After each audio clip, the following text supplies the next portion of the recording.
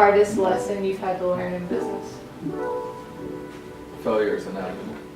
And as much as you try, the biggest mistake I would ever make is I would try to avoid it. And I would try to tread lightly and be careful of my moves and my steps versus accepting failure and learning to fail quickly and often versus being overly patient and being overly thoughtful about each one of my moves to where I would wait too long or I wouldn't move fast enough. It's a game where if you want to grow and you want to get on top, you have to move quickly regardless.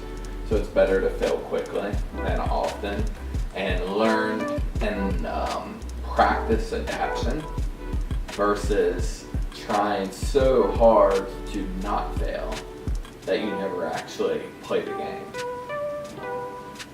So far, what's the biggest failure you've had in business? The biggest failure I've had is not a failure at all. The biggest failure I've had is I did not just jump in and fucking go and just start. And when I'm referring to is I have a successful business in basketball training, world leader in basketball training.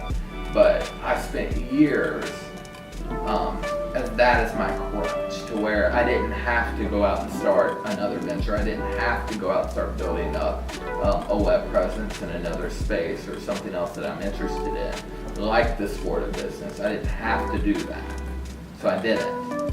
And had I done it when I wanted to do it 3-4 years ago, it would have been a huge success. It would have been much less competitive, and it would have been, the result would have happened a lot easier and a lot quicker. And the same is true of today. Anyone out there, if you don't do it now, it's only going to be harder later. So it's safe to say comfort is what kills business? Oh, for sure.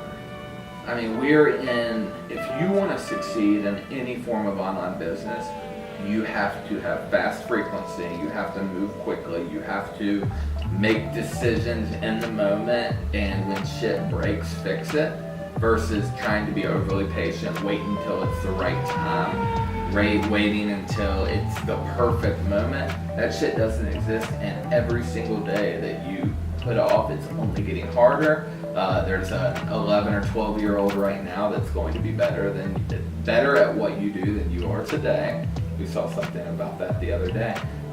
And long story short, if you're not working right now to get ahead, there are people that are running at a much faster pace behind you, that are hungrier, that are willing to take your spot in a second. So it's our opportunity to get ahead of the pack and to succeed now while this shit is still new and while this is still fresh. You talk about making decisions quickly, don't just sit back and think about it. Does this apply to just like business moves, financial moves, investments? I'm a big believer that there is, when it comes to anything financial, investing wise, you need to be strategic.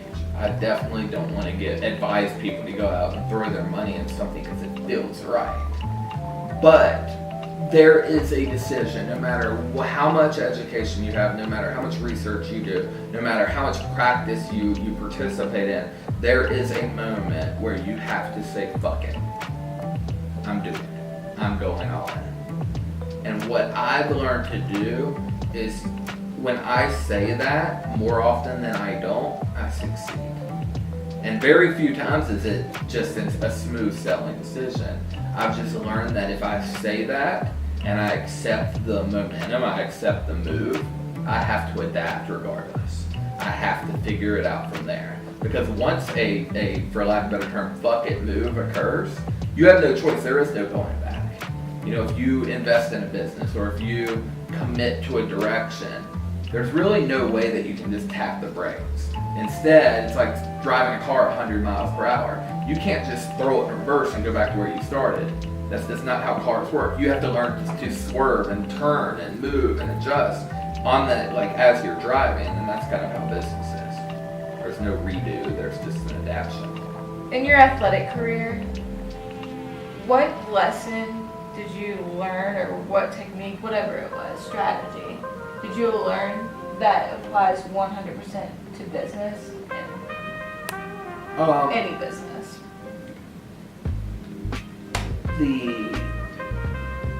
There's two positions that you're at in a sport.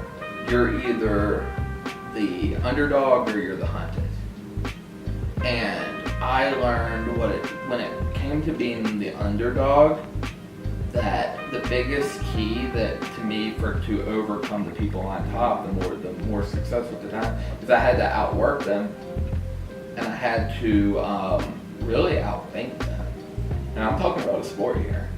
It helped me to learn how to understand why the best were the best, and figure out ways and techniques to make them second guess why they were the best. So for that in sport, it could have been anything from saying, hey, I didn't realize that you trained or you took so many off days. Little things like that you could say to people that thought they were working really hard that would make them second guess how hard they were really working. So long story short, I think that if you're an underdog, you have to find ways to win. Well, I could give a million different thoughts and ideas that would apply to in any business. But I had to know what everyone on top has a weakness. What is it? How can I exploit it? And then when you're on top, knowing that I cannot get comfortable. I have all of these underdogs that are wanting to kick my ass and take my spot.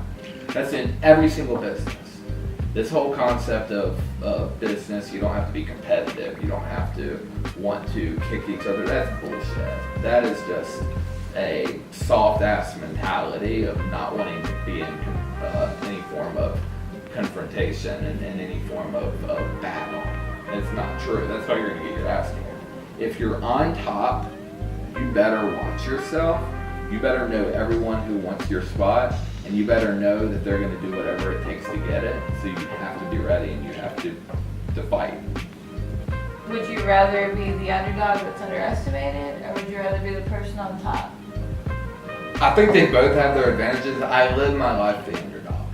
I've always been the underdog in about everything I've ever done. But in about everything I've ever done, I finally, whether it took, in track and field, I learned how to high jump in a matter of months. I was state champion in 1 year. I was a national champion. So in that example, I went from being a unknown underdog to being someone on top insanely quickly. But, in business, the basketball business, hell, it took 10 years or 9 years to go from being an idea, thought, and really something that didn't even have a market, didn't even have a thought when it came to online business in general, to being the biggest, the best out of, there are probably hundreds, if not 1,000, competing online basketball businesses going on right now. So to answer the question, I want to be both. I think the worst thing in the world is to be handed something you didn't earn and be on top for something that either isn't overly competitive or no one's really fighting you for it. But at the same time, I want people to try to knock me off, and I want to beat them. It's like, what's the point of being a champion if you're never going to compete again for your belt? That's the whole concept, is to go against the best and win. That's what a champion is. Now, being an underdog, that's what life's about. We're all born in different opportunities. Life is not fair. Some are born better than others, but by the end of it, you have the opportunity, and you have, literally thousands and thousands and thousands of days to where if you play your game a little differently than everyone else, you can get to the fucking top. When it comes specifically to the online space, you see these people just jumping in and starting to teach people about business without ever having one themselves. Sure. I feel like it's only going to get worse with that. What's the remedy? It'll all balance out. This is true of any space. It's exciting. It's like a hotbed for, let's look at it like mosquitoes. Mosquitoes like hot locations, damp locations. Then they like to have a source of blood, right? So it's safe to say if you put a pig in 90-degree weather, in a dirty, damp mud hole, there's probably going to be mosquitoes there, right? And that's kind of like what this internet marketing space is. There's money there. There are consumers who they don't understand it, they can't tell the difference, so they're spending money. This looks to be a very, very easy way to make money. It's very attractive because you can sit at home, you don't have to really do anything. It's marketed as, hey, you go on fancy trips, you never have to do any work, you make tons of money. It has all the makings to be like the perfect situation for someone to work, right? So two things are happening right now as the years move forward. The gig economy is getting more prominent. People want to have side hustles. People need side hustles because cost of living is going up, jobs are kind of staying stagnant or even going down. Incomes aren't rising, but cost of living is. So people are going to have to look for other ways to make money. Being able to do that at home is super, super attractive. As for the remedy, it will handle itself. I think like any business, there will be regulations coming in, there will be expectations coming in, there will be ways to determine who's on top and who's not. Quality of video, quality of branding, quality of imaging will all start to take a big role in who you look at as legit and who you don't. The whole concept of people either not going on camera at all or going on camera and it being shaky or not looking great, or just document versus produce.